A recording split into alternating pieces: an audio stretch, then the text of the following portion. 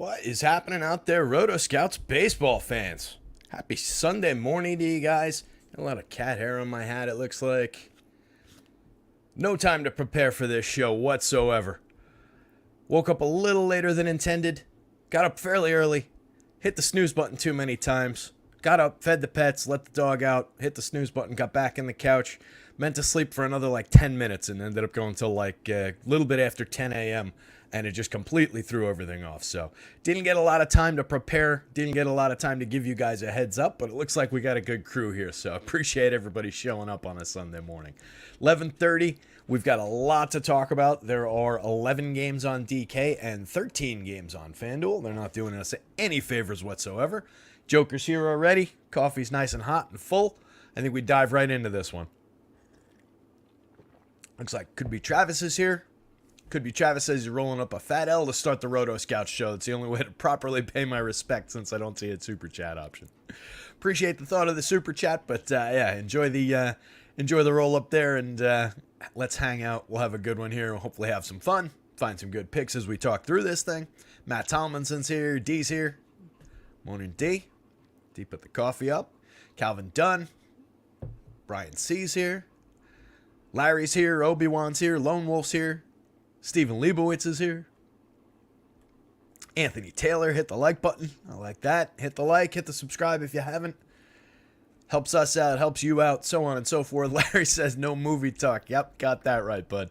Today we are actually going to keep the gas pedal down a little bit. I hope. That's the plan anyway. We'll see what happens. I do need to pop some placeholders in here, so let me throw the screen up. We're going to get right into this one like I said. Let me put my placeholders in while I talk about the pretty deep pitching board, it looks like. Just spilled some coffee on the desk. That's not helping anybody out. Thank you, Joker. Can you go lie down, please? He shook his head no. All right, so let's start with the pitching board. It is pretty deep, or at least it peaks really high. There's a lot of the Paul Blackburns, Bailey Obers of the world, and then it kind of has a fairly firm cutoff right around here. There's a lot of meh in the back half of this slate. So I think there's a lot of really targetable bats in this range. And I think there are a lot of targetable pitchers for bats in that range. And I think there's a lot of quality up here. There's a couple guys who are like Clevenger I don't fully trust, as you guys know, but this is the first time he's projected out well, despite pitching well a couple of times. He's going up against the Athletics. We've talked about them a few times. They've been hitting the ball a little bit harder. They've got a more interesting lineup now, but didn't exactly deliver last night after delivering the night before for us when we were on them. So it's kind of a both-sided, both somewhat hesitant to recommend, but kind of interesting on both sides of the Clevenger versus the Athletics game. Kikuchi, who I don't trust, but he's got a similar setup against Cleveland. Rodon, I don't trust at all in this spot against Tampa Bay, but I could not do anything to lower this, and it looked like he was projecting out fairly well all over town, so kind of concerned about that one. But Flaherty, Castillo, Jordan Montgomery against the Twins and all those strikeouts, Justin Verlander against the Tigers of all teams. There's a lot to work with on this board. I think guys like Zach Littell from the middle can succeed against the Yankees, obviously. Especially the Yankees now that no Giancarlo Stanton in that Yankees lineup. Aaron Nola projects a little lower than I would normally expect today. Kind of an oddball, but I think he's very playable here. And then you guys know I like Ober, I like Blackburn. Well, I'll go to Blackburn against the White Sox anyway. Like is a strong word, but I do like Bailey Ober. I think he's a talented guy. So I think it's a lot to work with in terms of pitching, and then there's a lot on the bottom end where we're just going to be able to stack a lot of different bats here.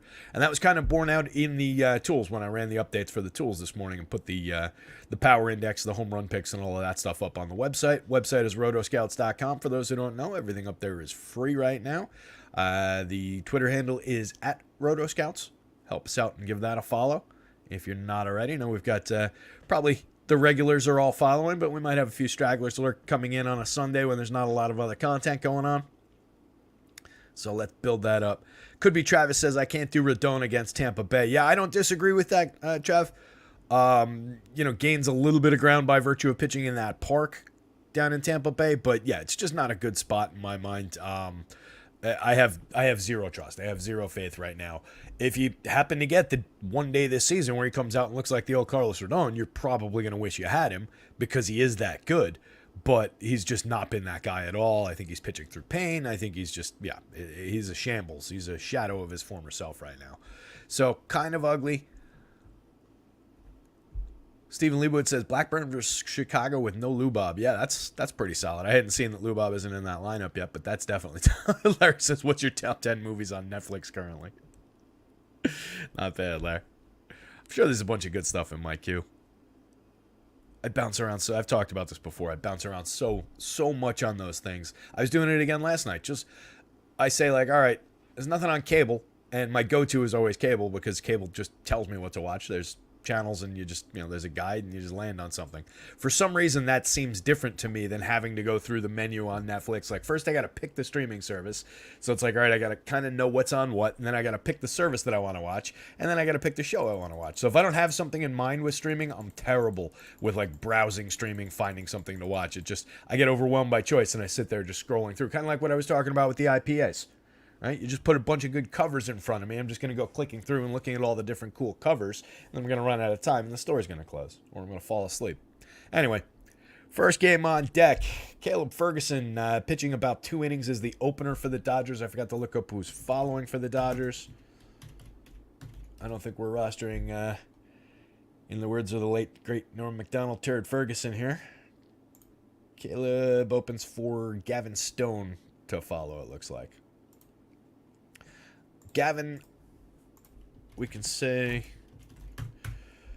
Stone for 4,000, 11.3% strikeouts, 11.3% walks, 12.75 ERA, 5.72 xFIP in 12 innings and 3 starts this year. No sample from last year. Kind of a mixed bag of quality there, or not a mixed bag, kind of a lousy bag.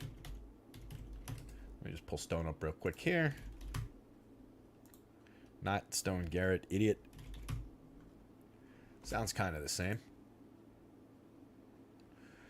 Gavin Stone, pretty decent strikeout rates in the minors. AAA this year, 27.5%. AAA last year, 35.5%. 94 2/3 innings this year. 23 1/3 innings last year. So this year, it's 19 starts, 20 appearances, 94 2/3. 5.04 ERA and a 4.98 xFIP in AAA. Coming in 6,000, acting as the follower against a pretty lethal Red Sox lineup in Fenway Park. I don't really like the spot. So I don't think that's one we're going to as a reliever-follower situation. I don't think you go to Caleb Ferguson. This is a 2-inning projection and not really getting your money's worth. That's a FanDuel score, obviously. 4,000 on DK. I don't think you go there. Not against the Red Sox. Red Sox on their side, Tanner Houck doesn't really project out all that well going up against the Dodgers here. Just another spot where you're taking kind of a middling type pitcher and throwing him against an elite lineup. With all the pitching that's available on this slate, there's no real reason to. 5.08 ERA, a 3.90 xFIP for Houck, 21.5% strikeout rate. What he is good at is keeping the ball down. Ground ball oriented pitcher. Didn't really do great limiting home runs in his 72 2/3 innings, 3.26. It's not tragic, but it's a little higher than you'd expect from a guy with a 6.5 degree average launch angle. Last year, in 60 innings, 4 starts, mostly out of the pen, 1.21%. Year before, 69 innings, 13 starts, 1.40. So it was a little better at limiting power in the last couple of years, but is still effectively keeping the ball down. So between these two guys, or between these three guys, I guess, Gavin Stone is better. Tanner Houck is better than Gavin Stone or Caleb Ferguson, but it's just a bit of a stretch to have him beat the Dodgers, put up a monster score on a deep slate like this. So middling SP2 option on DK and not really on the board on FanDuel. Dodgers bats, I do think you can go to Fenway Park, and you hope that you get the Max Muncy home run against Houck with a few guys on. They create a few more runs, and you're off and running here. But there is some great on-base skills, obviously. Some great run creation to work with through this lineup. Tons and tons of power. Some guys that steal bases. If we're stacking Dodgers, Mookie and Freddie are pretty obvious off the top. Couple of MVP candidates. You probably have to decide between the two of them. It's difficult to get them both, and then get a good-looking Dodgers stack. But you've got cheap options today with Michael Busch in there, Miguel Rojas, Austin Barnes in there. I do like Outman and Hayward in the 5 and 6 spots behind Muncy. So this run of lefties is pretty good. Peralta hitting third today, so no Will Smith today. A little bit of a downgraded Dodgers lineup, but all these lefties facing a limited righty in Fenway Park. Kind of like the situation here for the Dodgers. Not a crazy spot. They were pulling a 5.23 run total. So actually that is comparatively pretty decent in terms of the overall runs. This game had the highest run total on the board in Vegas. Red Sox at 4.86, definitely not uninteresting against the Caleb Ferguson into Gavin Stone combination. We saw the ugly numbers for Stone, so I do think there's upside for Boston. Alex Verdugo off the top, dynamite leadoff hitter for 44-31. Gets himself on base, has a little bit of pop in his bat, good correlated scorer. Justin Turner's having a dynamite season. You don't have Rafi Devers in the lineup, but we do have Tristan Casas from the left side with a little, with a lot of power. Adam Duvall with all his righty power. Trevor Story, Pablo Reyes, Wilyer Abreu. Gets a little weak down toward the bottom end after like Trevor Story. Come on. But Story's definitely in play. He hit his first home run of the season. He's got 5 stolen bases, only 63 plate appearances, 11.1% barrels, 47.2% hard hits. Trevor Story's not exactly delivered the statistical results in terms of what that triple slash looks like right now in his tiny sample, but I think he's every bit the player that he ever was. So we can get a lot out of him for 4,500, 2,800. Second base and shortstop on FanDuel, shortstop only on DK. Reyes, Abreu, Connor Wong, Luis Urias, more the mix-in quality type guys. Mouse just stopped working entirely. Come on. Not what we need on a short show with a lot to talk about. So this one was, I'll go Dodgers bats on top. I'll go along with Vegas. So Dodgers bats on top, Red Sox bats. Don't really need the pitching on either one of these.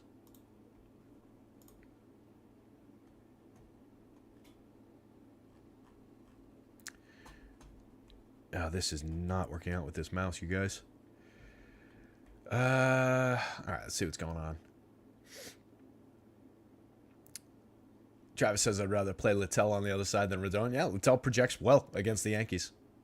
Larry says Oakland stack looks like a hedge against 21% Clevenger. Wow. Yeah, he was projecting well, but that high ownership on Clev is definitely not comfortable. I'm looking for something that I can clean up this coffee with that's like that my elbow is in. Oh, that'll work. It'll be nice to not have to sit with my elbow literally in a puddle of coffee. Old Supremo bag.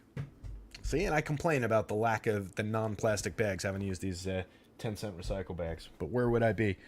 Now it's just kind of spread around. That didn't really absorb anything more than just like spread it around. So now there's a bigger but less dense puddle, less deep puddle. Don't spill coffee where you need to put your arm. All right. Rockies, Orioles. Travis says, is there not pinch hit risk for the back half of the Dodgers lineup in a bullpen game? For the Dodgers or for the Red Sox?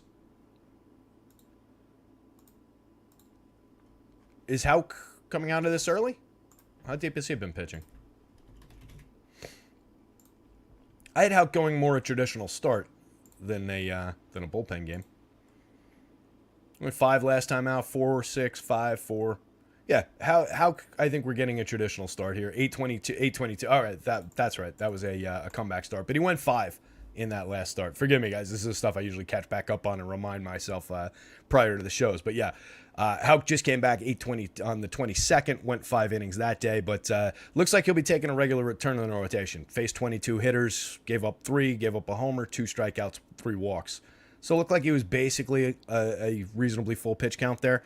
I wouldn't worry too much. I don't think that's a spot where it really takes you out of wanting to roster these guys. You could see, better players pinch hit for some of this. Like if they're in a key situation and Miguel Rojas is due up, they might stick Amed Rosario in that spot. You could see some of that, but you've already got your 3 lefty outfielders in here that we look to. You could see obviously a big Will Smith plate appearance late, but we're not targeting that if they're giving them the Sunday off after they played at night last night. Can't remember when they played yesterday. On the Red Sox side, there is, a little bit of pinch hit, but again, most of the key hitters are in here. It's really Rafi Devers, and I feel like if they're giving Devers a day off, unless it's a critical situation, we're not going to see him, and I don't think it's anything you plan for. It's really the guys who would be impacted by that are more the low-end, back-end guys anyway for both of these teams, so I wouldn't sweat it that much. And we have this Rockies lineup. We do. Jack Flash, Ty Block, whatever it is. I think Flaherty's in play, just given the opponent. Flaherty come on. Never going to get through this between my inability to type these names into Fangraphs, the mouse acting up. Flaherty, only 3 innings in the last one, but that's because he gave up 7 runs, went 5, went 6, 5, 6. So, yeah, pitching full form since arriving in Baltimore, so no issues there. I believe wholeheartedly in Flaherty being one of the top projected pitchers on this slate. 8,400, 8,600. He's pretty cheap going up against one of the worst lineups in baseball, or the worst run-creating lineup in baseball this season against both hands. They're better against righties than they were against lefties, but not by much, and that's still pretty bad. You get a version of the lineup that does have Ryan McMahon, Nolan Jones in it, a couple of lefties to worry about. Charlie Blackmon off the top, a lefty who's an effective leadoff hitter, gets himself to first base fairly well, but isn't the greatest power hitter or anything like that anymore. Does have 7 home runs, a 176 ISO, moderate pop these days from Charlie Blackmon, but more of a correlated scorer. Tovar, moderate production in his rookie year. 15 home runs, 7 steals. He's gotten that part of it together with the counting stats. Still only a 295 on base, a 79 WRC+. McMahon's got lefty power. Brendan Rodgers has mid-range power, mid-teens type of pop. Hasn't really gotten himself going at all this season. 80 plate appearances, 216, 275, 297, a 42 WRC+, no homers, no steals. Hunter Goodman drops into the middle of the lineup out of nowhere. Dead minimum price catcher on the DK slate. Don't know much about him. Probably not going to end up being worth looking up here, but we will since he's hitting in the middle of the lineup for the Rockies. 23-year-old, about to turn 24, making his major league debut. Does have pretty good grades for his raw power in traditional scouting. This year at AA for Colorado, 25 homers. In AAA, 9 homers. Not an insignificant power bat potentially for the Rockies. Looks like one of those free swinging, flawed power hitting types, was striking out 25% of the time in the minors. Maybe a playable guy if you're inclined to go toward the Rockies in a not great matchup. Toglia, a little bit of power switch hitter down toward the bottom of the lineup. 3 home runs on the season. Hasn't really come through yet, but projectable power from the minors. Brenton Doyle, odd counting stats here and there. Austin Wynns has been pretty bad. So it's a very limited Rockies lineup. Greatly prefer the Jack Flaherty side. Chase's 22.7% strikeout rate against this team. Hope that he doesn't walk the world. That's really the only time he gets in trouble. The 11.3 walks, 1.55 whip. Keeping power in check fairly effectively with only a 2.18% home run rate. The ERA is high at 4.73. The xFIP is high for him at 4.47. But he's good enough to get through this team, and the price is right. So I like the Flaherty spot. Orioles going up against Ty Blach here. 10.3% strikeout rate for him, 4.39 ERA, 5.18 xFIP. I don't think we need to focus on him too much outside of being targetable with these Orioles hitters. We do have, my entire sheet went away there. We do have Adley at the top of the lineup on a Sunday. Catcher, just super valuable by virtue of hitting leadoff. He's also excellent at it, gets himself to first base like crazy, drives in runs, creates runs, 16 homers on the season. Mountcastle, Santander, Austin Hayes, Gunnar Henderson. Gunner's interesting. His walks have been going down as his home runs have been going up to 22 homers, down to a 9.9% walk rate. Thank you to whoever it was on Twitter that pointed that out last night. But yeah, just interesting. He just kind of decided to not do what he had been doing. We talked at the beginning of the season a bunch of times about look how well he's drawing walks. He's just being too picky at the plate. And was striking out, drawing walks, and not doing much else. And he kind of, changed up the approach and has been just mashing over the last 2 months or so. So Gunner's an interesting option. I don't worry about the lefty at all in this situation. Austin Hayes, great righty power. Anthony Santander from the right side of the plate. Ryan Mountcastle from the right side of the plate. It's a ton of power to throw at a mediocre pitcher. Black is giving up an 8.6% barrel rate, 46.1% hard hits, almost 91 miles an hour of exit velo, only a 2.72% home run rate. There's some luck baked into that in a 41-inning 6-start sample. Bottom of the lineup for the Orioles, James McCann, limited but playable. 2,600, 2,200, 26 where you need catchers. Always going to have that reputation of blasting lefties pretty well. It's slowed down in recent years, so is he overall, but he does have a little bit of capability on the strong side of splits. Westberg, interesting player, righty-lefty, 3,700, 2,500, multi-position eligible. Came up as a premium prospect like a lot of these other guys on this team. Hasn't been dynamite, hasn't really, set the world on fire like some other rookies, but 265, 308, 401, a 94 WRC+, 2 homers, 4 steals, and some very, very sturdy contact. 47.8% hard hits for Westberg. That shouldn't be ignored, especially not for the cheap pricing. Cedric Mullins, a 30-30 option, hitting 8th is pretty dynamite. 5,000, 3,500. Loses a little bit on plate appearances, but makes it up just on talent alone. Home run power, stolen base upside. Jorge Mateo needs to get to first base to have any value, and even then, it hasn't been great. He had 21 of these stolen bases before May. 253 on base. Miserable outside of the first month of the season. So Jack Flaherty, Orioles bats, mix and match Rockies as like a hedge position or just a contrarian dart if you want to. No Ty Black. Cardinals, Phillies, Aaron Nola on the bump. Drew Rom going for the Cards. Drew Rom, 5,000, 5,600. We did go to him the other day. I forget who he was pitching against. It was a better situation. It was against Pittsburgh. That's right, against the Pirates. He went 3 2/3. He allowed 6 earned runs, walked 4, struck out 4. There was a moment there where it looked like it was going to go all right, and then it went all sideways. I don't necessarily want to grab him and throw him at the Phillies after a start like that. 16.7% strikeouts is not even worth reading. That's all encompassed in that last one that I mentioned. But in that start, 31.3% barrels. That's the highest I've ever seen. 56.3% hard hits, 95.4 miles an hour of exit velo allowed, and a 4.17% home run rate. Again, in only 3 2/3. That was against 24 hitters. He allowed 1 home run. So that was kind of disastrous. Obviously, there's a ton of premium contact and power in that start. I don't think we can, you don't want to hang the kid from the yardarm because of that. He was pretty decent in the minors, 4.70 xFIP with a 25.1% strikeout rate over 86 innings in AAA this season. So, effective enough, but not for this spot. I think effective enough to have faith in another time he faces a team like the Pirates. But not in this spot. I'm just going to Phillies bats. Kyle Schwarber off the top, 14.32 in the home run model. If he's pitching like he was pitching the last time, Kyle Schwarber is going to take advantage of a 30-plus barrel rate if it's available to him today. Obviously, a masher of baseballs. Strikes out too much, but he also draws a ton of walks, which can be problematic for Rom, and makes amazing premium contact. 35 home runs at 263 ISO. Schwarber is on the double dong watch today for sure. Trey Turner, Nick Castellanos, Bryce Harper, 3 stars basically. Castellanos, over their careers, the lowest end of the 3 guys, but having a great season this year, 109 WRC+. Turner having a bad season at 91 WRC+, but 15 homers, 23 steals, 252, 304, 408. It's not atrocious. He's not had a good season. He's not been Trey Turner out there, but some of the counting stats are all right. There are things worth chasing for what Trey Turner's doing, even in this form, given where the prices are, especially on FanDuel. 3,200 is just too cheap. Harper having a great year in his 415 plate appearances. The power's been down, 12 home runs, 174 ISO. Took him a while to get going with the power bat, but everything else has been there, and the power's here right now.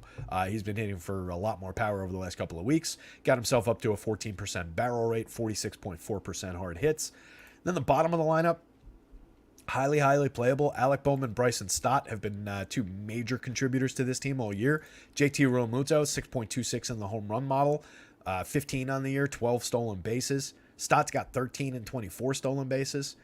This is a great little group of run creators for fairly cheap prices right here. And then Edmundo Sosa, Johan Rojas, kind of bolt-on parts.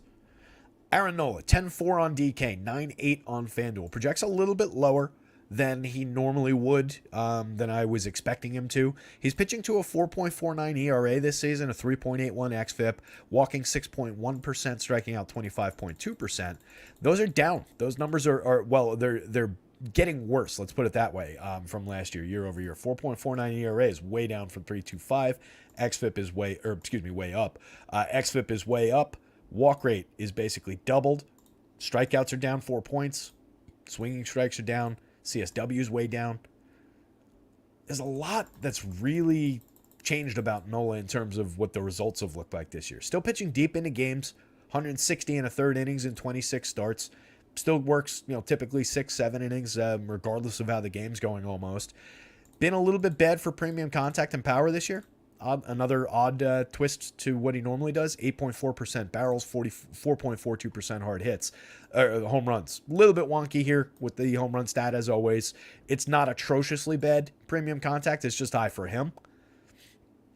So given that he doesn't project great, he's basically full priced on DK. 9.8 on FanDuel is a little bit of a discount. I'm okay with paying 9.8 for this kind of a projection. 10.4 on the two-pitcher site gets a little bit pricey against a pretty good Cardinals lineup.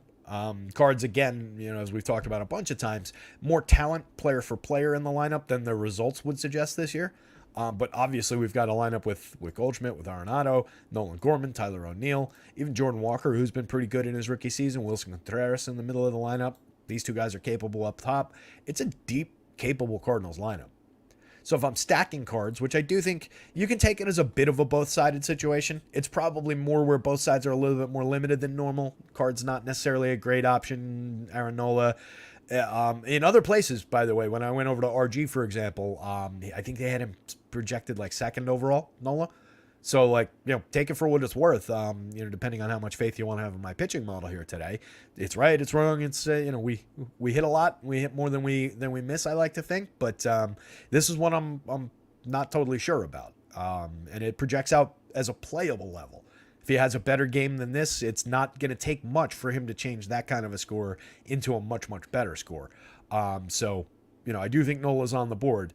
But it's a little bit more limited than normal, a little bit more limited for the Cards. Edman is a good leadoff hitter. 92 WRC plus overall, only a 300 on base, but tends to produce more in that spot. Alec Burleson, 3,300, 2,300, put him together with Goldschmidt and Arenado. I would probably choose one or the other of Edman and Burleson, and I like Edman a little bit better given the positional eligibility and the cheaper pricing on FanDuel. More expensive. 46.29, he's more expensive, but the positional flex is what I like with Tommy Edman. Burleson's a more limited hitter overall, 8 home runs on the season, 0 stolen bases, and 91 WRC+.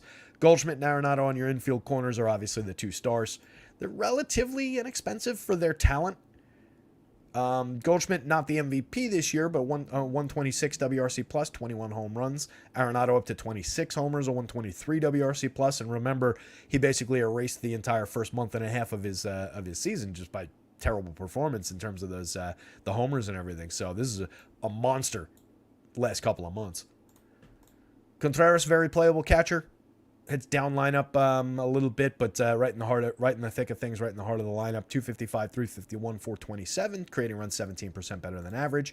Gorman's got tons of power from the left side. O'Neill's got tons of power from the right side. They're both fairly affordable. Jordan Walker, 36, 26, 255, 323, 412, creating runs 3% better than average, has 11 homers in his rookie year. Not terrible. So, Phillies bats, Aaron Nola, Cardinals bats. Nola closer to the Cardinals bats than he should be. Cubbies with Javier Assad. Didn't Assad just go? O'Neill scratched. So O'Neill scratched. Now we have Richie Palacios in that spot. Jordan Walker moves up to 7. Richie Palacios hitting 8. So take a power hitter away from the Cards. Definitely dings their lineup a little bit. That was already my least favored piece of that of the 3 playable parts in that game. But little minor bump to Nola, minor ding to the Cards. Only minor, but I like O'Neill quite a bit. But just since he was hitting so far down lineup, it's only a minor bump to Nola. Javier Assad, I guess, he didn't pitch? I feel like we just talked about Assad. Maybe it's my goldfish brain. Was he slated to be the follower and didn't pitch? What happened? Yeah, last pitched on the 21st against Detroit, 5 1/3. 6 innings against the White Sox, 7 innings against Toronto. Well, anyway, Javier Assad, not great going up against the Pirates here. 18% strikeouts, 10.2% walks, 3.13 ERA, 4.67 xFIP. Not tragic in terms of the contact. The exit velo is actually very good at 87 miles an hour. The launch angle's not atrociously bad. 3.05% home runs feels about right with this level of contact. I think he's a gettable starter for the Pirates, but I don't think the Pirates are all that great.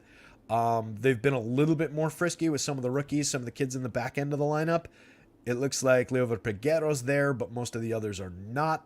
So, yeah, I don't love the Pirates here. It doesn't really lead me to a bunch of Assad. I think the Pirates side is probably the preferred side of the coin here, but we're not flashing a ton of power. We don't have a ton of priority bats. Ji-Hwan Bae is a stolen base option off the top of the lineup, some correlated scoring, but he's got a 70 WRC plus over 268 plate appearances. Brian Reynolds is who he is. 18 homers, 10 steals, a moderate season, not a star caliber season. The contact is very good, 11.4% barrels, 48.1% hard hits, but they need him to be better than this. Just there's a lot of guys they could have gotten rather than signing him to his extension that could produce this. They need him to be a star for this team to take any kind of step forward. No McCutch. Brian Hayes hitting third. I do like the spot in the lineup for Hayes, 49.2% hard hits. We're going to keep on talking about that. 10 home runs, 9 stolen bases, 168 ISO, 94 WRC plus. Kind of ascending a little bit. Has had some decent games. Josh Palacios, 2,500, 2,300, 203, 242, 372, a 60 WRC plus. Does have 6 homers and 184. Maybe get a little bit of sneaky lefty power, but it's not showing at all in the model. Connor Joe, better against lefties, but somewhat effective. 255, 352, 440, creating runs 15% better than average to lead this version of the lineup. Jack Suwinski, tons of lefty power here. There's a bat I actually like. 7.03 in the home run model, 17.4% barrels, 45.9% hard hits, 21 home runs on the year. I like Suwinski. I wouldn't mind taking some one-off shots maybe with Jack Suwinski. If I'm building Pirate stacks, he's probably my top priority bat, even though he's hitting 6th. He's cheap. He's easy to get to. There's a ton of power there. It's probably like 1, 2, 3, 4, 5 if I'm building on DK. Like that. I do like Leodor Piguero, 2,800, 2,700, very cheap at shortstop and second base. Obvious pop in his bat, 5 home runs and 101 plate appearances, 4 stolen bases, a 187 ISO. Not the most consistent kid in the world, still trying to find his footing, striking out nearly 30%. The premium contact isn't even great, but I think that there's a little bit of value given how cheap he is, the positions that he fits into, and the idea of some sneaky power. Alfonso Rivas, Jason Delay, just kind of like mix and match options late in the lineup. Cubby side going up against Bailey Falter. 6,300, 8,000 for Bailey Falter here. I think you could throw Cubs bats at Falter. 17.9% strikeouts on the year, a 4.53 ERA, a 4.47 xFIP, allowing plenty of home runs, pretty high barrel rate. Not the worst in terms of the exit velo, the hard hits, but 4.28% home runs. Should be fairly exploitable with a Cubs lineup that knows how to get to first base, that has a ton of power in it, that has some right-handed power in it with a guy like Patrick Wisdom, who is the overall home run pick of the day. 3 guys, Wisdom, Bellinger, and Dansby, all above the magic number for home run power, and then a bunch of others lurking here. Ian Happ, 8.1, Suzuki, 7.5, Jean Gomes, 7.2, Candelario, 8.8.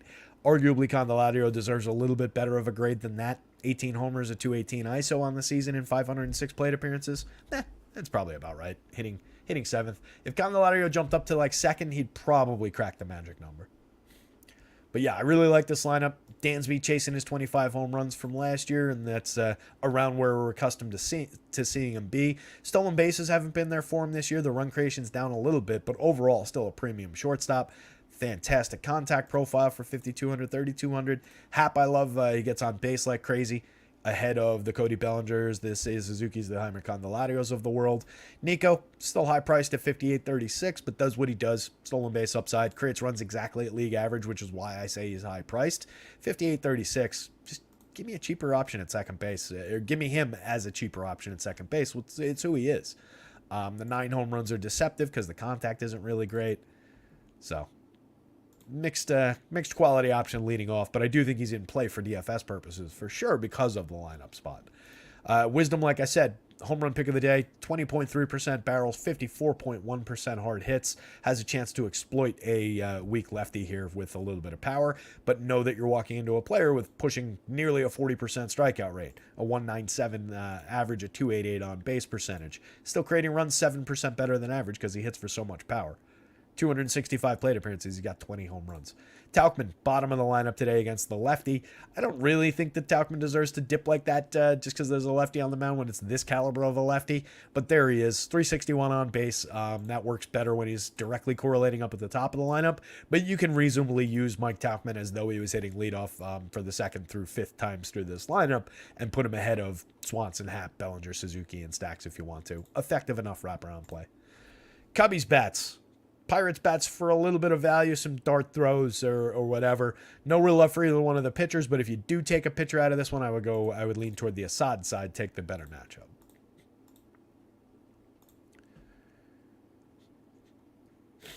Trey says, Larry, I got held up at the grocery store talking conspiracy theories in the produce section. like produce related conspiracy theories? Like why is the lettuce always a little bit brown inside those salad bags even though they don't expire for 2 weeks? That kind of a conspiracy? Changing dates on like the packs of meat?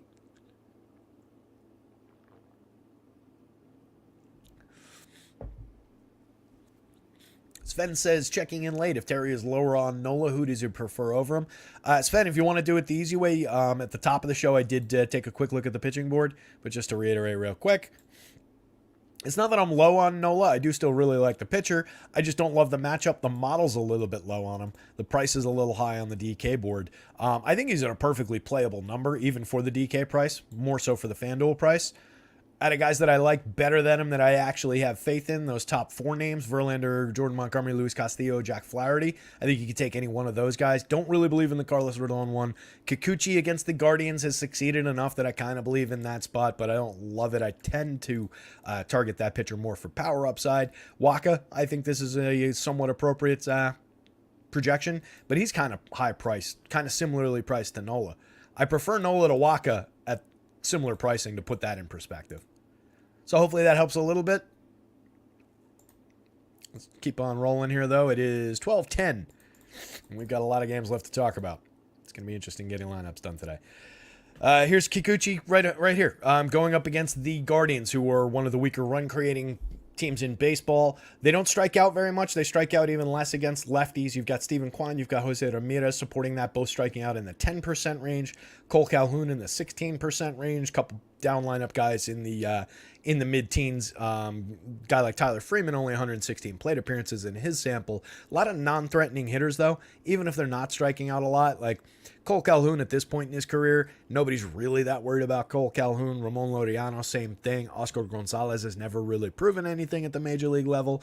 Andres Jimenez, as talented and toolsy as he seems, 239, 308, 386 this year with a 93 WRC plus. Eric Haas, there's a ton of strikeouts in Eric Haas, and he's just been flat bad this year. Not the power hitting catcher that we remember from a while back. 4.7% barrels this year, 4 home runs, a .082 ISO. Miles Straw, slap hitting defender at the bottom of the lineup. It's like a 2.5 man lineup. I think Kikuchi's got enough to get through this team. The thing that we focus on with Kikuchi always is the power that he allows. He's got the home runs under 4% this year for the first time in years. Possibly if he maintains it, that might be the first time in his major league career. I'm not sure. 5.07 last year, 4.05 the year before. Tons of premium contact. 8.6% barrels is a big improvement for him. 90 miles an hour of exit velo for him is an improvement. 40.4% hard hits. Those are all better. He's a still fairly high strikeout guy, so 25% strikeouts. I do believe there's upside for him to find a couple additional strikeouts than your average lefty against this team. So I think Kikuchi's on the board, as uncomfortable as that makes me. I'll probably hedge with a couple of Guardians positions, but it's not like we're talking about major home run hitters who are going to necessarily capitalize on his power problems, which he's checked better this year. So that puts Kikuchi uncomfortably on the board. If I'm going to Guardians, I'll prioritize obviously Jose Ramirez and Andres Jimenez. I don't even get what's his name, the Gabriel Arias, the power hitter, who's really bad but at least has power. Third man in, it's probably Oscar Gonzalez for really cheap, 2,300 on both sites. I'm home run hunting with Oscar Gonzalez there. It's really not good. It's a situation where they could come out, they get the right spot hit 2 home runs in the early goings off Kikuchi, and they're off and running, and they could bend the total against them. But we're talking about fairly low probability there. So really limited interest in the Guardian side of things. Noah Syndergaard, on the other hand, 14.5% strikeout rate, 6.42 ERA, 5.10 xFIP, 5.19% home run rate. The one thing that he used to do well, which was keeping the ball in the yard, he's not doing it all well this year. He's not done anything in exchange. Like, it's not like he's now striking out 28% of hitters again. No, he's at half that, 14%. I don't see any reason to go to Noah Syndergaard here. 5,500, 6,400 against the Blue Jays lineup that is fairly loaded against him. I like the Blue Jays side of this quite a bit more. Toronto ranked 3rd by fantasy point projections, 1st by FanDuel points per dollar, 3rd by DK points per dollar. A lot of guys fairly cheap in this lineup. Brandon Belt, we've talked about all season, 3,700, 2,900. Guys creating runs 36% better than average. What does he have to do to get his price to go up? He's got a 13.9% barrel rate, 15 homers, a 221 ISO. A lot of those numbers lead the team. He's right there with the team leaders in terms of the home run total in way fewer plate appearances. Brandon Belt's quietly having a very, very good year for this team. 34.3% strikeouts is a problem in, the abstract, but when you set it next to a 15.9% walk rate, all the power, all the run creation, it's perfectly fine. I don't care about the 1 in 3 strikeouts. Bo Bichette, star shortstop, 5,500, 3,300. He is too cheap, especially on FanDuel. That is way too cheap. He's slashing 316, 346, 491. Creating runs 31% better than average. 18 home runs on the season. Tremendous contact profile. He should not be 3,300 on the FanDuel slate. That's ridiculous. Vladdy Guerrero, 52, 32. He's also too cheap. He's underperformed.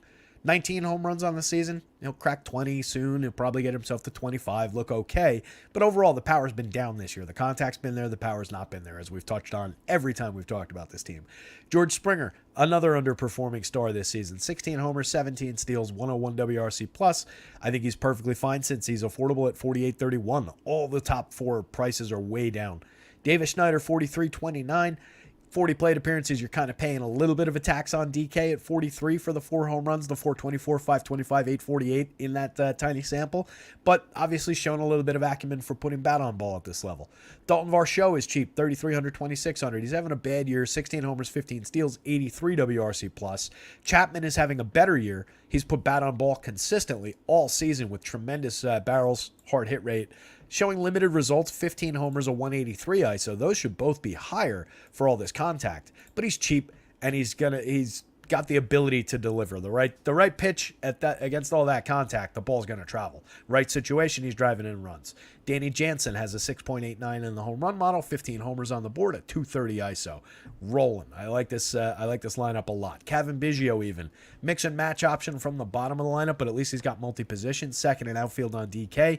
Probably makes him more interesting than adding second and first base eligibility on FanDuel, where you're not. That's just like saying, well, he's also got util eligibility because you're not putting him at first over both Vladdy Guerrero and Brandon Belt and then using somebody else at util. You can. It'll differentiate your lineup quite a bit, but you're leaving 2 of their best hitters out if you do that.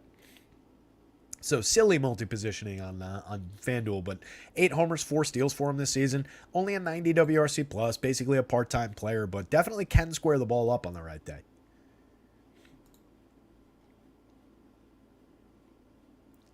Larry says, we don't need birthday and hometown talk or a 3-app happy VP. We're talking about Sean V. Yep, Sean V. Matt Thomas says, this is the chat of misfit toys. I like that. Yeah, Steven hits it right on the head. Haas was bad enough to be DFA'd by Detroit. That's how bad Eric Haas was this year. Terry needs to do a weekly show like what? Oh, just talking, just wandering around, rambling. We can do that. We'll have more time to do that on football shows too, where we're just going through a set amount of stuff. There's not nearly as much detail to football, so you can just kind of yeah, that guy's good, that guy's bad, blah, blah, blah. Larry says, I had to grab Diet Coke, so I paused chat and then put 1.25 speed and caught up and said, why is Terry talking so slow? Then the light bulb went off. All right, so yes to Yusei Kikuchi, surprisingly, but I think he's on the board. Deep pitching slate up at the top end, so he's below some of those other guys like we just looked at again before, but definitely on the board, definitely worth some shares. Guardian side of things, no Noah Syndergaard at all, no real love for the Guardians, so it's probably, I'll put the Blue Jays bats on top of Kikuchi just because I still don't really trust him. So Blue Jays bats, you say Kikuchi, only like a hedge position with Guardians bats. You can attack the home run power in theory. Justin Verlander projecting up at the top of the board because he's facing the Tigers. Revenge spot. Do you think Verlander even remembers being a Tiger at this point, the old man? It's been a minute. Last on the Tigers in 2017. Verlander, last time out, 9 Ks, no earned runs, no homers, 1 walk, 5 hits, 6 innings against the Red Sox. Game before that, no homers, but 4 earned runs, 9 hits, 2 strikeouts against the Marlins. Before that, struck out 7 Angels, but gave up 3. Before that, gave up 2 and a home run, struck out only 4 over 7 against the Yankees of all teams. Those were his Houston starts. It's been a little bit of mixed quality, but overall, we know that there's upside there. He's going up against one of the worst teams in baseball. They had their little outburst a couple of weeks ago, or that was maybe last week, whenever that was. Torkelson's got himself up to 23 homers. Kerry Carpenter is a truly talented left-handed power hitter in my mind. He's got himself up to 20 homers. Riley Green is up to 11 with a 293, 353, 462. Those guys are all creating runs above average, but that's really it. It's really these 3 guys. There's not that much else to worry about here. It's Justin Verlander. He costs $11,000. He costs $10,600. If you want to tell me you want to dip down to some of those $9,000 and $8,000 options instead, kind of forgo the Verlander spot.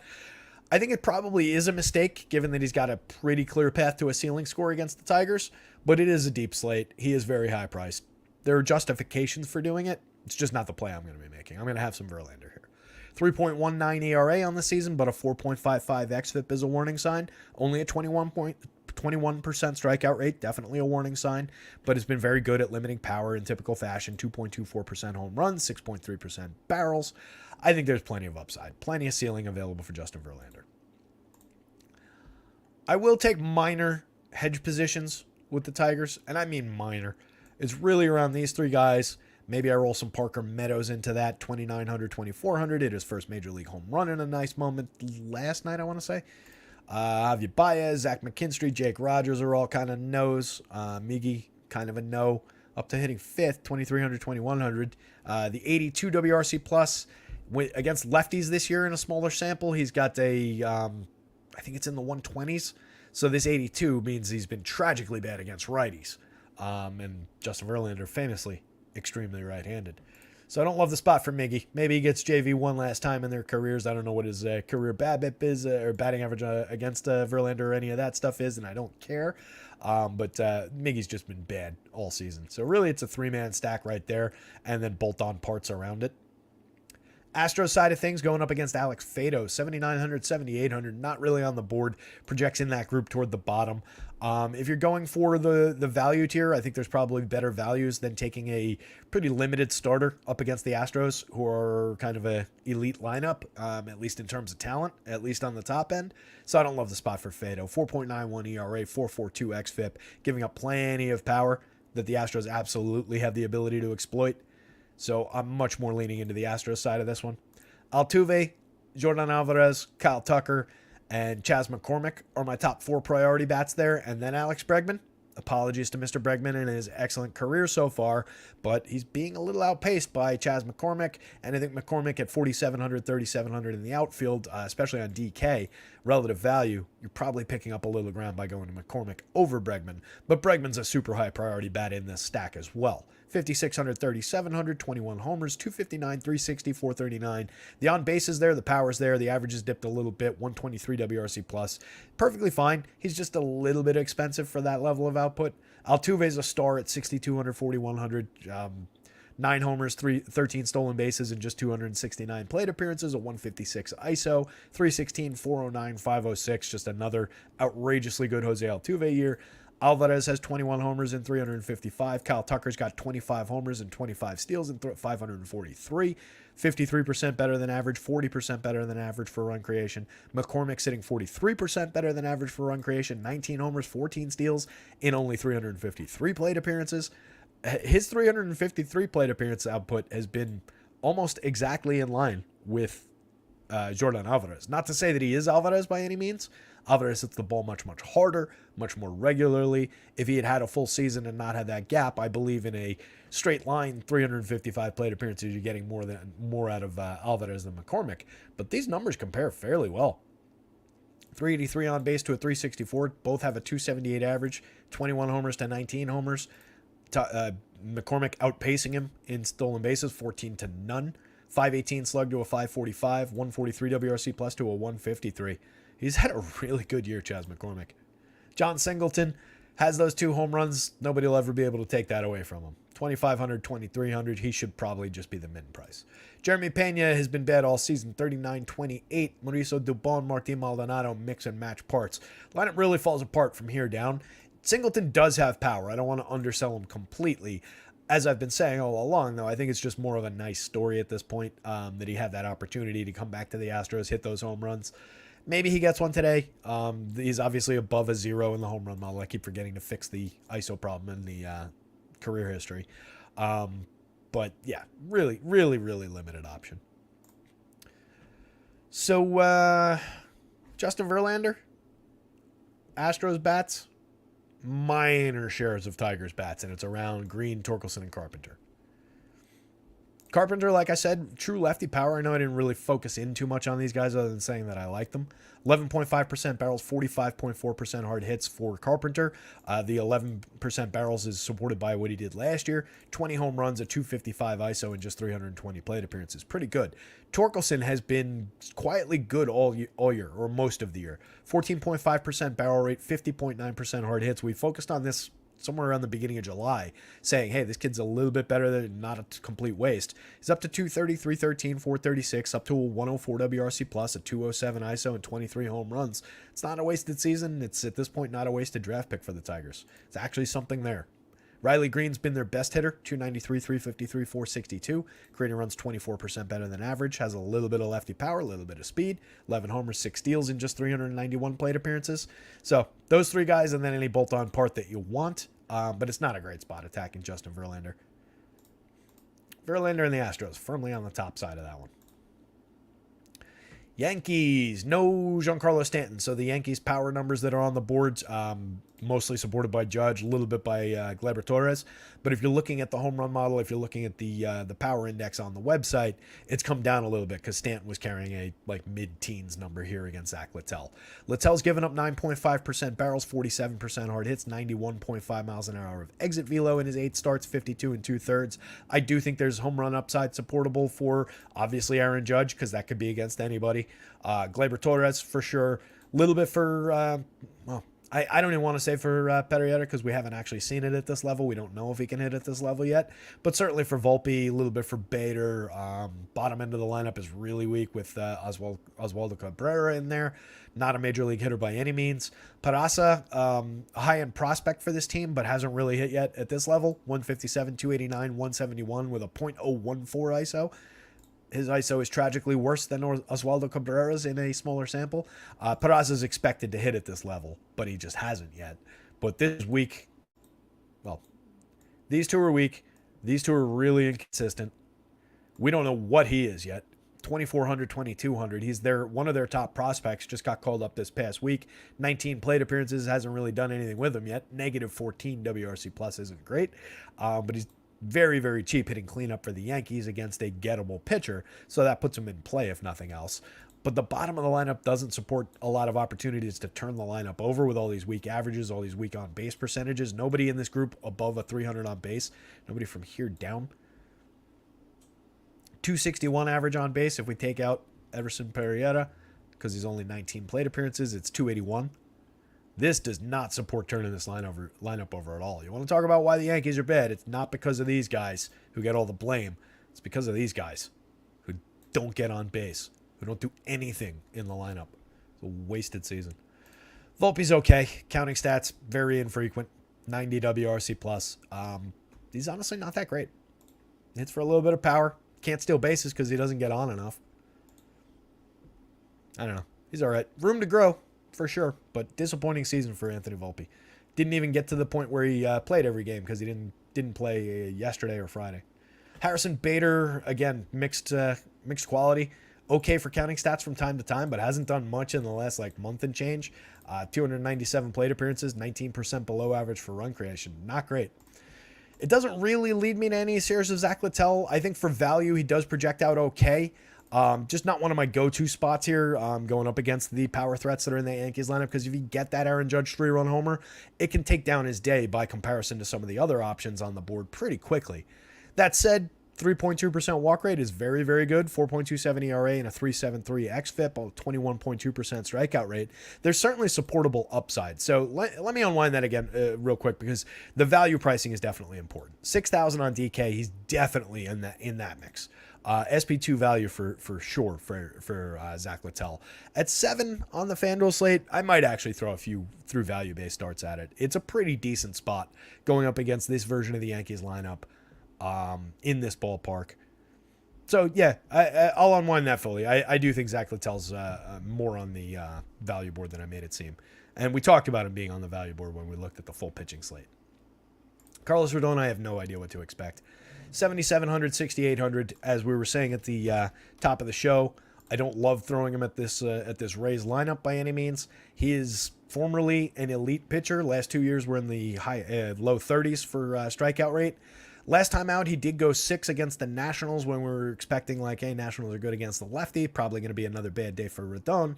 Didn't walk anybody, gave up a home run, only 1 earned run, only 6 hits, but he only struck out 1.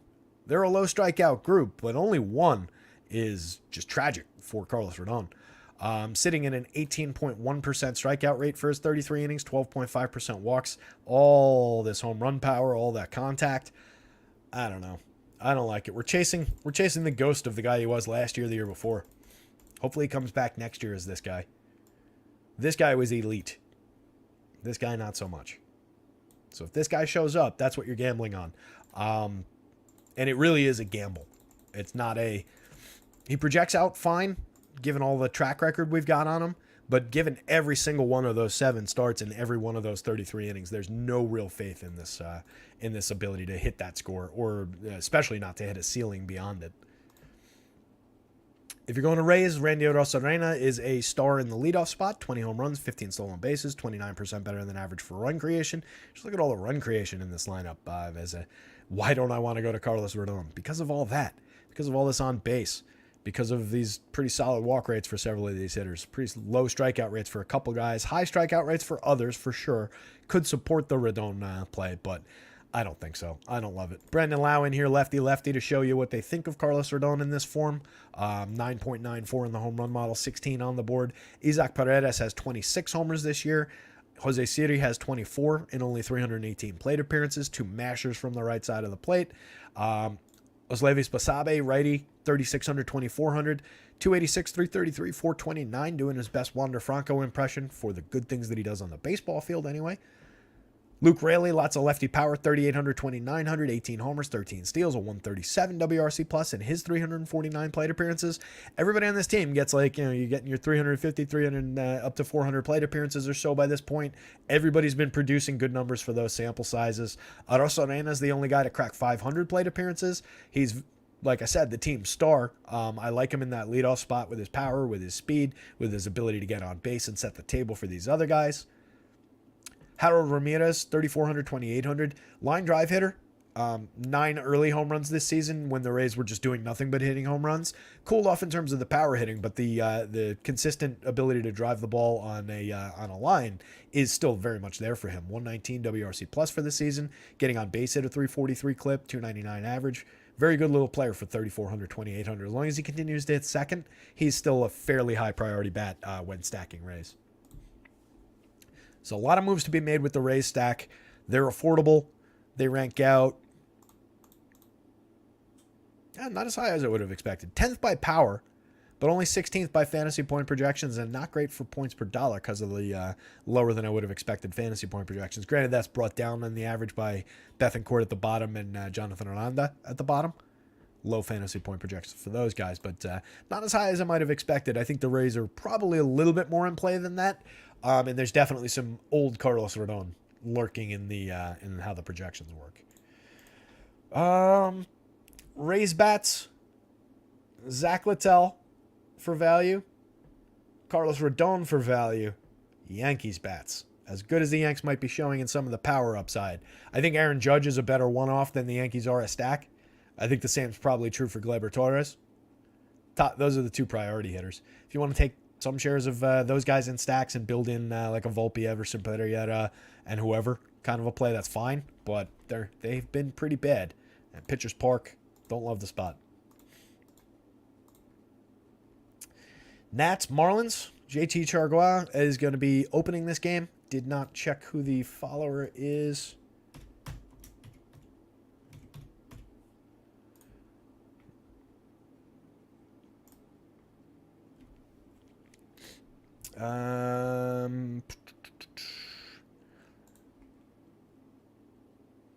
Probably going to be Brian Hoeing, it looks like.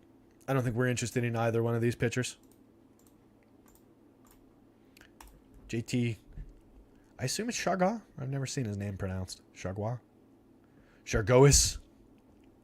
Chargois. This is probably how they pronounce it in Florida. No offense to my Florida friends. Chargois is probably how they pronounce it in Jersey, just to even things out. Yeah, I don't think we're getting much out of him. 20.2% strikeouts, 10.1% walks, 3.68 ERA, 4.04 xFIP. That's a 2-inning projection. 9 fantasy points, 9 FanDuel points. Not great. Trevor Williams on the other side, 5,800, 7,400, giving up a 5.09% home run rate, 10.5% barrels. I think those numbers combine very well with the presence of Jorge Soler in this lineup. Also, Josh Bell, Jazz Chisholm, Jake Berger, Brian De La Cruz, Jesus Sanchez. This is actually a pretty decent little power core here. I kind of like this Marlins lineup going up against Williams here. They ranked out...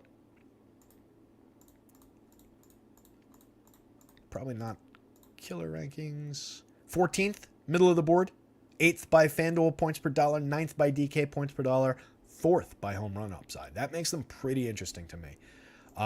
Might gain a little bit of popularity given that they are a good points per dollar option. They've got a lot of recognizable names, a lot of people who've been productive this year for power, and they're going up against kind of a nothing pitcher here.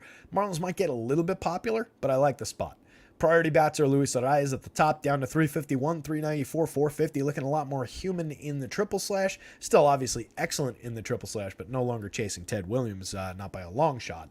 Jorge Soler, we're just looking for home run power, 34 home runs on the season, a 269 ISO. Josh Bell, 3,600, 2,900, just too cheap for that hitter. He hasn't had the greatest of seasons, but he's got a 109 WRC plus, so he's 9% ahead of the average creating runs, 19 home runs on the season, a 184 ISO. These are capable enough numbers. He should not be 3,600 on the DK slate. 29 on FanDuel's pretty cheap. 17 homers last year in a mediocre year. 27 2 years ago, and with a year where he went 261, 347, 476. Created runs 18% better than average. Last year he created runs 23% better than average. Similar triple slash 17 home runs. Bella's a fairly effective hitter. He just had a bad start to his year in Cleveland, which, there's a lot of blame to go around up in Cleveland.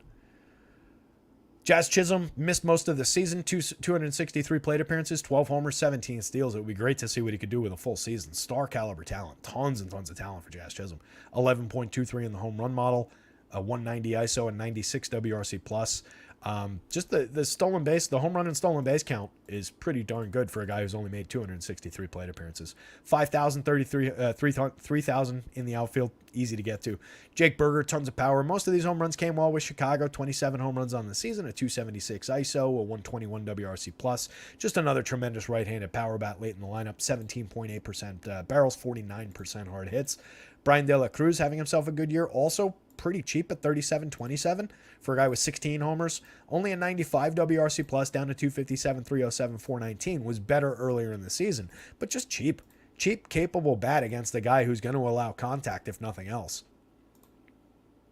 Jake Stallings, playable enough as a catcher. John Birdie, not stealing the bases that he stole last year because he's not really getting on base. 349 plate appearances, only 13 steals this year after leading the league with 41 last year.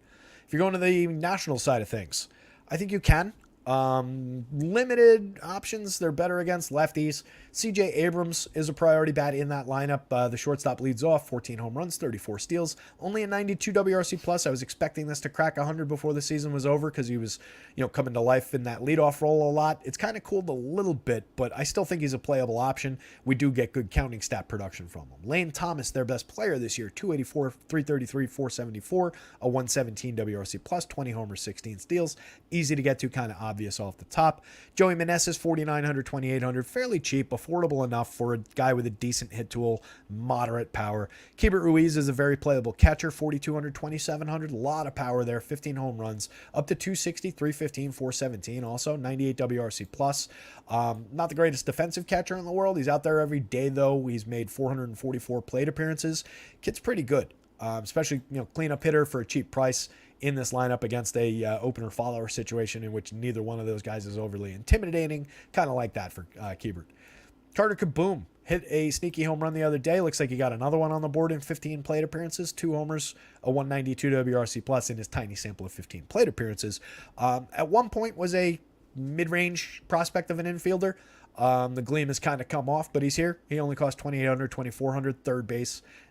Not ideal getting him at third. I'd rather have him at second or shortstop, but it is what it is. Jake Alou, Ildemaro Vargas, Alex Cole, kind of mix and match options down lineup, all below average for run creation this year. Dom Smith, well below average for run creation, hits for an okay batting average, okay on base, but doesn't really do a lot at the plate. 2,925, he's a mix-in at first base.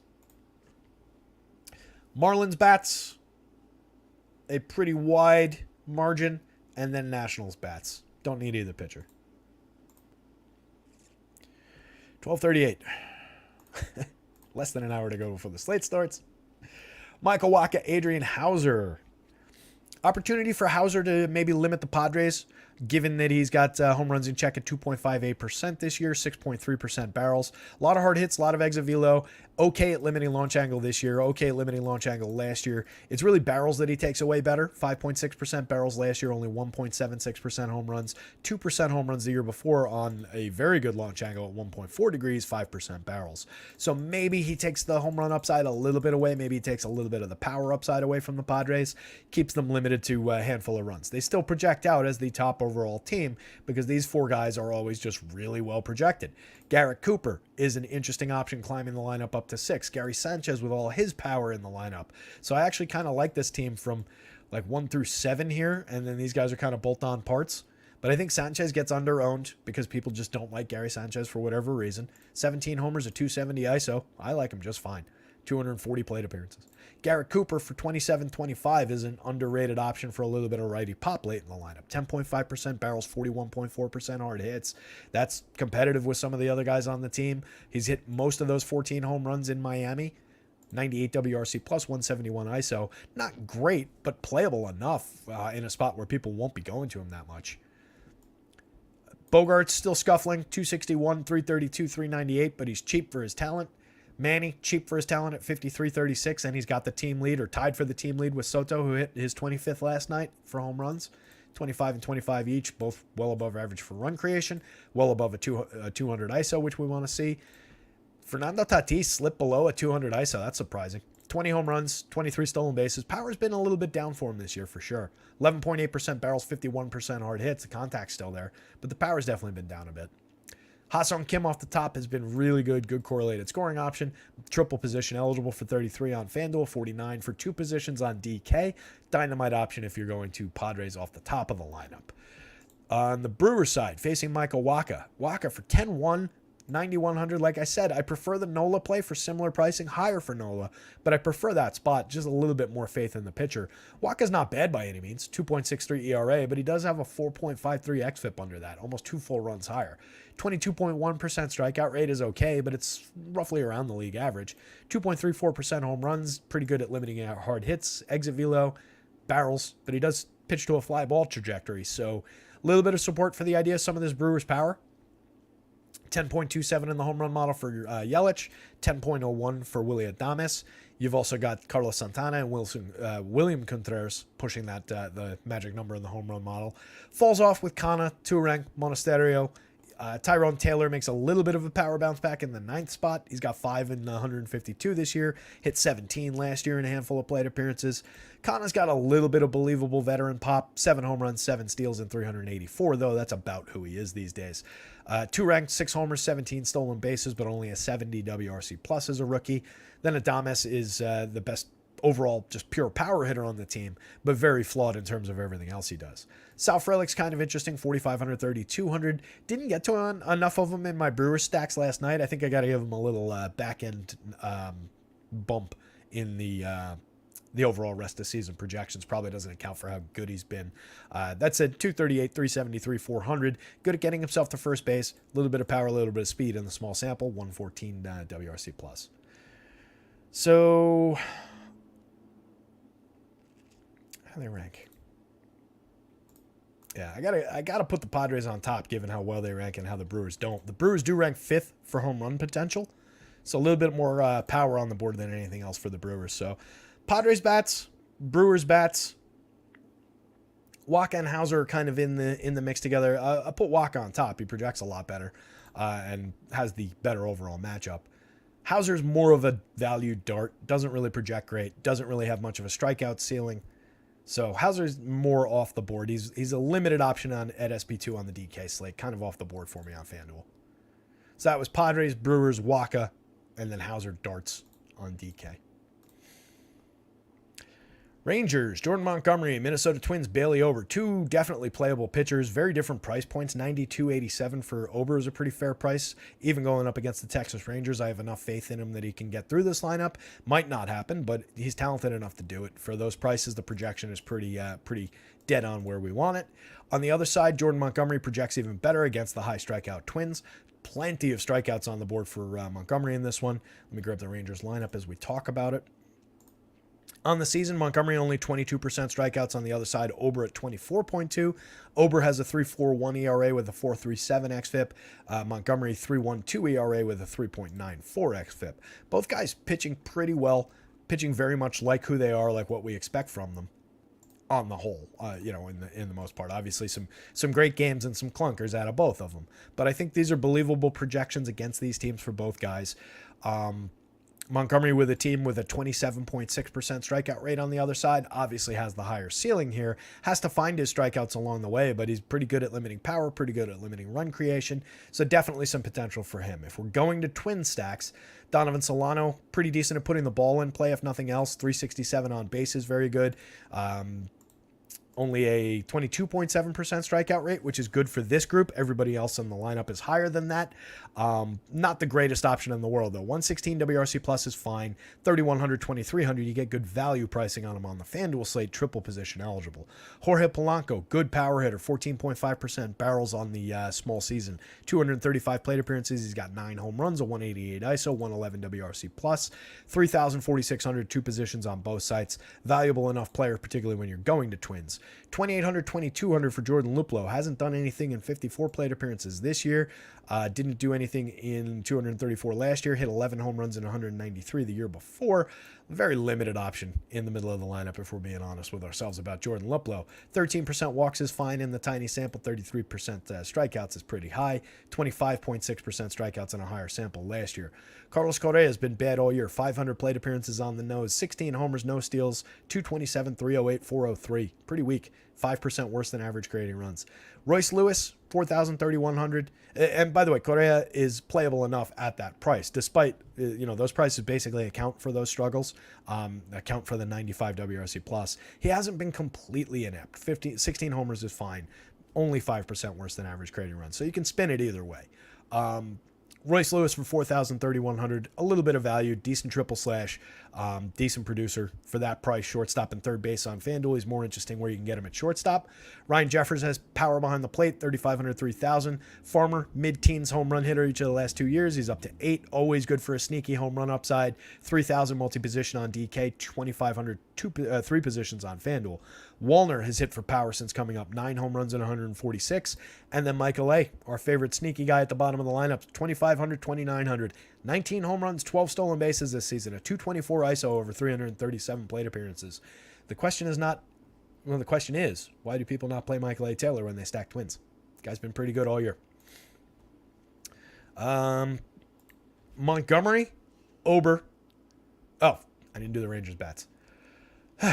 Marcus Semien and Corey Seager, 2 stars off the top. Semien's price has come down a tiny bit. He's a little bit more affordable, but it's all gone into Seager's price, which has gone up. Seager's a superstar, 343, 409, 651. Semien gets on base right ahead of him. They're a dynamite combo. They're very, very expensive, difficult to reach, but the other guys in the lineup help average the pricing down. 4,500 for Nathaniel Lowe, 3,400 on the FanDuel slate, 3,000 for Mitch Garver hitting cleanup today. That's a dynamite option. No Adolis Garcia in the lineup for the Rangers. That's a downgrade for the Rangers lineup overall. Minor upgrade, even more than a minor upgrade. That's a decent little uptick for Bailey Ober now, not having to face Adolis Garcia.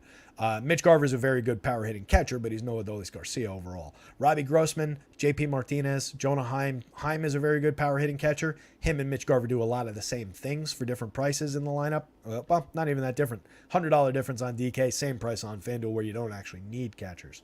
Both playable on both sites though. Josh A. Smith at the bottom of the lineup, so no Ezequiel Duran either. You get Leody Taveras down there. A weaker version of the Rangers lineup that we're accustomed to seeing, but the top 4 is still pretty good. Jonah Heim is still pretty good. Party bats are here and here. Not here or here so much. I'm just hearing the guy. You know the movie Gung Ho from the 80s? Norm from Cheers is in it. Michael Keaton's the lead. It's about it's the Japanese panic of the 80s where everybody was panicking that the Japanese were going to buy New York City because we buy cheap radios from them and stuff. And it was, they come in, take over the car factory. And the reason I'm talking about this because there's a scene where the Japanese guy starts yelling at George Wendt about where he's riveting things. And as I was going here, that's what he says when he does it. And it just popped into my head as a quote. He's saying, not here, and here, or not here, and here, wherever you want. It's here, telling him you got to do it very specifically and precisely. So you got to stack this Rangers team specifically and precisely, not in the here kind of a fashion. That's the point I'm trying to make. So Jordan Montgomery, Bailey Ober, Rangers bats, Twins bats. Prefer the pitching on both sides. Paul Blackburn, Mike Clevenger. Clevy projecting out to a playable level. 7,500, 8,500. I don't really trust it all that much. 3.47 ERA, but a 5.46 xFIP, a 9.4% walk rate, only around 20% strikeouts, allowing not that much premium contact, not that much power, but a lot of fly balls. So he's a fly ball-oriented pitcher on the wrong day to one of these power-hitting athletics, who, again, all this premium contact in the lineup, at least at the top end, weaker bottom end today. I think there's enough on the board actually for Clevy, given that it's this week of a bottom end. You just got to watch the fly balls with these 4 hitters, and then you're perfectly fine going up against Tony Kemp, Aledmys Diaz, Carlos Perez, Jordan Diaz, and Esteury Ruiz. Not a lot of power threats down in the bottom part of the lineup, but tons of it up top. If you're going to A's, it's really prioritize these 4 guys and then pick one from the bottom. Ryan Noda, good on base skills, good bat to ball skills, 12 home runs, a 388 on base, creating runs 36% better than average. Zach Geloff, overpriced. We're paying a tax for what he's done so far rather than what he's going to do going forward, but he's been great. 283, 354, 586, creating runs 58% better than average, 10 homers, 8 steals. Seth Brown, good power hitting lefty, 11 homers on the season and 88 WRC+. Brent Rooker supporting the entire team, really 22 home runs, been very inconsistent, not a good player overall, but a 124 WRC+, I can't really argue with it. 226 ISO, pretty good contact. Just a very big free swinger, swings and misses way too much. Bottom of the lineup is virtually unplayable. Clevy gains a little bit given this version of the A's lineup. 7,500, 8,500 is perfectly fine in terms of the price. On the other side, though, Paul Blackburn, as somebody pointed out in the chat, apologies, I'm not really reading the chat right now. I'm trying to kind of fly through this, despite the U-turn into the description of Gung Ho, a 30-some-odd-year-old comedy. But the White Sox, no Lou Bob, obviously a massive downgrade. He's been their only good hitter this season. Eloy Jimenez climbs to third, 4,000, 2,900. You can get a little bit of power out of him for sure. Andrew Vaughn does have a little bit of pop in his bat, 9.90 for Jimenez, 7.10 in the home run model for Andrew Vaughn. Then everybody else below a 6. Timmy Anderson, Andrew Benintendi, totally non-threatening off the top of the lineup this year. Benny's got himself up to 5 home runs, 13 steals. Timmy's still sitting at 1 home run, 12 steals, 61 and 96 WRC plus respectively. Joel Moncada's been bad since 2 years ago. Gavin Sheets, not that great, 2,600, 2,300, a little bit of lefty pop. Jasmani Grandal, Lennon Sosa, Oscar Colas, all flawed down toward the bottom of the lineup. Pitching on both sides. I'll go with the model. What the hell? Mike Clevenger, Paul Blackburn. Blackburn could arguably be projected a little bit higher. Prices are easy to get to. He's definitely in the pool for me. I see these two pitching options roughly the same. Good matchups for both pitchers. But I'll go Clevy on top, Paul Blackburn. Athletics bats, White Sox bats, though. And very limited doses of either one of those stacks. The A's don't look as good as they did in the differently configured lineup. Like, you don't even get Shea Langoliers today. You got Carlos Perez in there. Not a great version of either of these lineups. There's another game lurking down here. Yeah, 2 more games. Oh, these 2 games aren't on the DK slate. Congratulations, DK. You're at the end of the show. Good luck to you guys out there. I do not blame you at all if you punch out now and don't listen to these last 2 games if you're a DK fan. For the FanDuel gamers, we've got Alec Marsh on the mound, 7,100. We've got Luis Castillo, major boon to the FanDuel slate. One of the top projected starters. 11,000. You're obviously paying full freight for him, but a tremendous matchup for Luis Castillo against the Royals. 27.6% strikeout rate, 3.15 ERA, 3.64 xFIP on the season, only a 1.04 whip, only walks 5.8% of hitters. The mold for what they like to do with their pitching staff. Luis Castillo is fantastic. He's given up a little bit of odd contact this year, 10.3% barrels, 42.9% hard hits, 3.63 home run rate, higher than we're typically expecting to see him. But against a relatively non-threatening Royals lineup, I like the spot for Luis Castillo to succeed quite a bit here. No lineups on either side in this one. I don't think we're going to Alec Marsh. 24.6% strikeouts is fine, but walks way too many, high xFIP, too much premium contact, way too many home runs.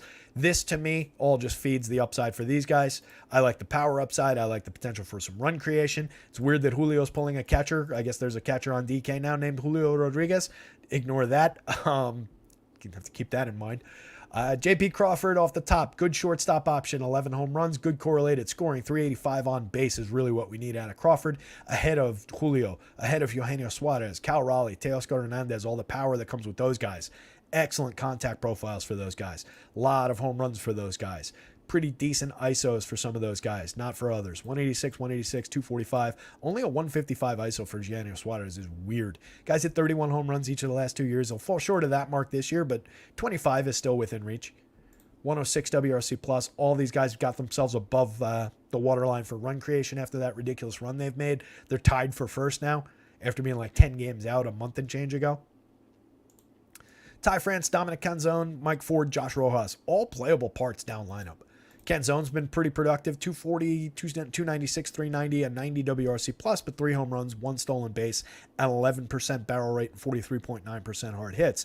Over 108 plate appearances at the beginning of a kid's career. I care more about the bat on ball skills. I care more about the counting stat output. It would be nice if he was getting a little bit more than a 296 clip, but hitting down lineup, all I really need from him is the one good knock. Same with Mike Ford, 19% barrels, 46.7% hard hits in his 185 plate appearances, 13 odd home runs, more of a quad A player, not really going to be here for a very long time, but as long as he's in that lineup, as long as he's cheap at first base, he's usable. Royal side of things, I'm not really looking there. If I stack any Royals, it would be Bobby Witt and then a couple guys around him, probably Bobby Witt, Sal Perez, and MJ Melendez for their power output for me. Maybe Nelson Velasquez for his power, 7 home runs in 72 plate appearances, decent power bat there, or at least in theory. So it's probably 1, 2, 3, 4, and then if I need a 5th, it's not on the DK slate, so screw the 5th one. And we've already got a catcher in there. If I was rostering a 5th, though, it would be one of those two. Very, very limited shares of Royals. Luis Castillo, not too far behind him, the Mariners, looking like a really good stacking option against Alec Marsh here.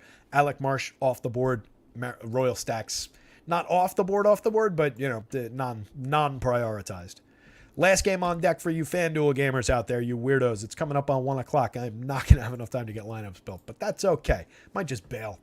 Might just cancel lineups and bail. Who knows? Maybe I'll build one. Or maybe I'll play the full slate and just rush. Graham Ashcraft, not really looking like a good option. 17% strikeout rate and 134, 4.84 ERA, 4.61 xFIP, a 3.64% home run rate. Looks fairly targetable for the low strikeout, pretty productive, fairly hard-hitting Diamondbacks lineup. If I'm going to Diamondbacks, Corbin Carroll, Ketel Marte, Tommy Pham, Christian Walker, and Lourdes Gurriel are all priorities. That's your straight line through a 5-man. That's your mix and match guys in 4-man stacks on the FanDuel slate for the most part. And then you can work in shares of Alek Thomas, a little bit of power, a little bit of speed. Gabriel Moreno, you don't need a catcher, but he's super cheap. He's got a good amount of pop in his bat, 5 homers, 4 steals, 96 WRC plus, hitting 286, 326, 402 in his 282 plate appearances. Jace Peterson gives you odd games of output for DFS purposes. 6 home runs, 13 steals, and 377. Not great, but we've all seen those games where Jace Peterson just has that odd game and puts up a pretty decent score. For 2,400, second base and third base eligible. He's at least in the mix. 2,800 for Geraldo Perdomo. 374 on base. Use him as a wraparound. Put him back ahead of these guys. 115 WRC plus is supported by that on base skill. A little bit of speed, a little bit of pop. Decent hit tool. Not great, but just as an on base guy, cheap wraparound. Bring him back to the top of the lineup, put him together with Carroll, Marte, maybe you skip Pham and go to Christian Walker, but any configuration really of those 5 guys is pretty good. Carroll's a multi-category star. Ketel Marte's hitting a lot of home runs. Hit his 21st last night. Tommy Pham, another multi-category solid veteran. 28 home runs on the season for Christian Walker, star first baseman. Very low strikeout rate. Very low strikeout rate for Lourdes Gurriel. 19 home runs for him at 200 ISO. Creating runs 2% better than average. The fun, exciting Reds to round out the slate. Several guys sitting in the just below the magic number power range. It's the guys you would basically expect. I would say that Encarnacion Strand is he doesn't have the support for it in his numbers so far, but his actual realistic power output upside is just the same as all 3 of these guys. They're going up against Slade Ciccone, 6,000, 22.5 fantasy point projection, 14.5% swing strikeout rate. A lot of premium contact in the tiny sample of 15 and a third, 2 starts, 2.93 ERA, but a 5.31 xFIP. Doesn't look overly playable on a deep slate. I don't really see the need to tangle with these Reds. There are a ton of strikeouts here, but I don't think it's really a great play, even for 6,000. It's a value dart, sure, at the price, but it's pretty limited. I'm probably going to Reds bats more. I like TJ Friedl off the top. The power I don't really believe in, kind of Nico Hornerish in terms of the odd 11 home runs given this kind of premium contact. But the average, the stolen bases, decent on base percentage, ability to correlate with Matt McClain, Ellie De La Cruz, who are mix and match stars at shortstop, second base, and third base, shortstop. Spencer Steer with outfield and first base, Encarnacion Strand, third base and first base, Noelvi Marte, shortstop and third base. A lot of options, a lot of ways this team clicks together, a lot of ways to click them together with other teams while still getting to the priority bats. A lot of times you get to, wanting to stack teams together and the priority bats, the best players on the teams all play the same positions. With this Reds group, especially at the cheap prices, it's pretty easy to build combinations with these guys. Will Benson lurking down here, 8 home runs, 14 steals, a 129 WRC plus, one of the better run creators on the team. Only cost $2,900 in the outfield. Luke Maile, playable part at $2,300. Noelvi Marte, $2,400. Expected to hit at this level, 227, 320, 364 in his first 25 plate appearances. Like the Reds, like this part of the lineup. I like that part of the lineup and that part of the lineup, and a lot of other guys are mix and match parts. Real quick. One last look at the board. Verlander against the Tigers. Firmly believe in that. And that one, you could go to all the Justin Verlander you want. Maybe it doesn't work out. Maybe it does, but it's easily the best pitching play of the day. Jordan Montgomery, tons of strikeouts available against the Twins. Luis Castillo on the FanDuel slate. Great spot against the Royals. Jack Flaherty, killer pricing, great spot against the Rockies. Carlos Rodon, we don't fully believe in, but the price is right. I think you can take a couple darts and throw them at Carlos Rodon and just hope that it's the Carlos Rodon from the last 2 years that walks in the door today. Yusei Kikuchi, definitely playable, 94.89, as uncomfortable as the home run upside might make me. It's a non-threatening home run team. You just got to hope that he finds his strikeouts against them. Clevenger, Waka, Littell, Aaron Nola, obviously, Bailey Ober, Paul Blackburn, all of those guys in play. I think the cut line is here, though. I really don't like a lot of the lower-end value options. So Littell is definitely a priority value play on the DK board. He's a priority. He's one of the only affordable or super cheap options on the FanDuel slate. Clevenger's a value play on DK. Unfortunately, I think you do have to consider Rodon over there. Like, you don't want Fado, certainly, against the Astros. You don't want Ty Black. You don't want Drew Rom. You don't want Assad, maybe, as an extreme value dart, just because it's the matchup against the Pirates, but it's not great. Adrian Hauser against the Pods, no. Noah Syndergaard, no. Houck, dicey. Yeah, it's really dicey on the value board. today for DK pitchers. Cut line is like there. These are my priorities. All right, guys. That's it. It's 1 o'clock. No time whatsoever to get lineups built. Somebody go out there and win something. Arcathelza back. Arcathelza's here. Welcome, Arcathelza. What's up, buddy? Says he likes Clevenger and Kikuchi. Don't disagree with that. Dimitri says, got to get a lineup in. Yeah, I got to get at least one in there, which I will. We'll see what happens with the others. Well, this was fun. Glad we got to do this. Glad I got to talk through the massive slate today. Hopefully you guys got something out of that. I know it was in a hurry as compared to how we normally do, but let me punch out. Good luck out there, guys. Somebody go win something. I'll see you tomorrow.